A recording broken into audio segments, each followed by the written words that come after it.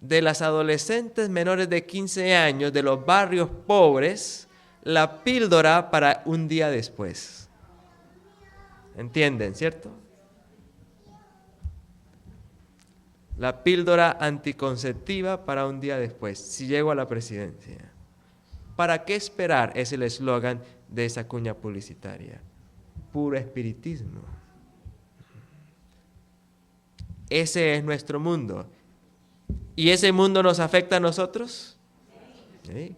Nosotros tampoco queremos esperar. Queremos la complacencia de nuestros sentidos ya, hoy. Y nuestra religión se ha vuelto una religión sensorial. Entonces, hasta nuestra comprensión de la palabra de Dios es sensorial. Entonces, si leemos en Génesis, y vamos a leer un pasaje de la palabra del Señor, y dice Génesis capítulo 2, versículo 15. Génesis 2:15. ¿Ya estamos allí? Tomó pues Jehová Dios al hombre y lo puso en el huerto de Edén para que lo labrara y lo guardase. Palabra de Dios. Pero a nosotros no nos gusta actuar por fe. A nosotros nos gusta actuar por sentimientos. Porque bajo sentimientos, bajo la emoción, el actuar es algo espontáneo. Es impulsivo. Y cuando usted hace algo espontáneamente, lo disfruta. Pero cuando usted hace algo simplemente por una decisión de la voluntad, no hay emociones. Qué aburrido, ¿cierto?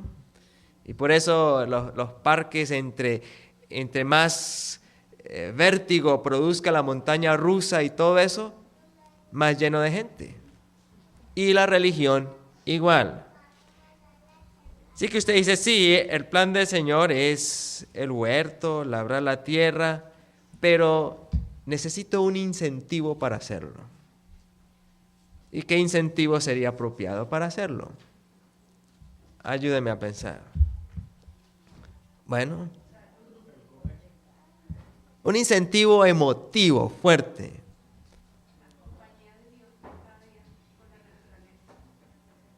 Un incentivo fuerte para obedecer un mandato como estos es: se va a acabar el mundo en el año 2000.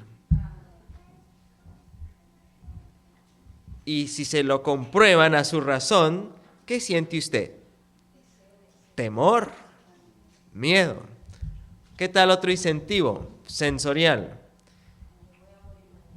Les pongo aquí una presentación y les hago creer que unos terroristas, quizás árabes, ¿sí?, han logrado introducir por la frontera de Canadá unos maletines con material nuclear que extrajeron de la antigua Unión Soviética, y que ese maletín ya está en Nueva York. Y la documentación que presento es tan convincente que ustedes lo creen. Y luego les demuestro que es muy probable que en 3 meses la van a detonar. Y si los logro convencer, ¿cuántos de ustedes en 3 meses seguirían aquí en Nueva York?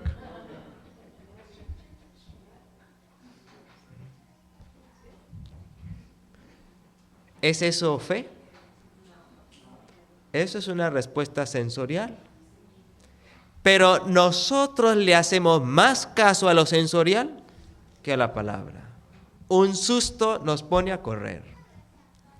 Y por eso llegamos al campo. ¿Y de qué manera llegamos al campo? Bueno, yo llegué a un campo 2 días de camino, en los límites entre Colombia y Venezuela, en una región donde viven los indios motilones aún. Sí. No llegué hasta donde los indios motilones, faltaba un día más. A 3 días de camino llegábamos allá. 2 días de camino solamente llegaba uno a donde vivía la guerrilla. Y allí se estableció un grupo de hermanos que habían salido de las ciudades de Colombia, de Bogotá y distintas ciudades. Y cuando llegamos a la primera casa, recuerdo mucho a este hermano que con mucha alegría y una sonrisa le dijo a mi papá, yo le acompañaba, compramos esta finca, pastor, porque tiene cuevas. Cuevas. ¿Una obediencia a la palabra basada en Génesis? No. Basada en emociones. Bueno, yo tenía 14 años, así que hagan la matemática. Estoy a punto de cumplir 41, el mes entrante. Así que hagan las matemáticas. ¿Cuántos creen ustedes que aún viven allá en ese campo? Ninguno. Todas las familias salieron. ¿Por qué se fueron? Porque la obediencia no era por fe. Y nosotros hemos creído que la fe es sentimiento. No, yo me voy al campo por fe. La fe no tiene nada que ver con sentimientos. De hecho, y es lo que yo he querido, hermanos, que podamos percibir, la fe es lo opuesto a los sentimientos. Y por eso el apóstol Pablo dice en 2 Corintios 5:7, porque por fe andamos y no por vista. El plan de educación. Una hermana llamó a mi madre y le pidió un consejo. El consejo fue el siguiente. El hijo terminó el high school, bachillerato, y quería estudiar medicina. Entonces llamó a mi madre, que es médico, y le preguntó, doctora Restrepo, ¿qué me aconseja usted? ¿Será que hay tiempo para que mi hijo estudie medicina? La pregunta. Y mi madre le respondió y le dijo, hermana, yo creo que la pregunta es distinto. ¿Es la voluntad de Dios para su hijo que estudie medicina? Esa es la pregunta. Y tiene que hacérselas a Dios, no a mí. Somos seres sensoriales. Queremos saber de señales y de emociones para tomar las decisiones. Y cuando pasa el tiempo y no se ve lo que esperábamos, ¿qué sucede con esa supuesta fe? Más incredulidad que antes. Porque toda decisión basada en emociones debilita la fe en vez de fortalecerla. Entonces yo me levanté y mis amigos de contemporáneos de mi época, la mayoría de ellos hoy en día son frustrados. ¿Y por qué la mayoría de ellos son frustrados?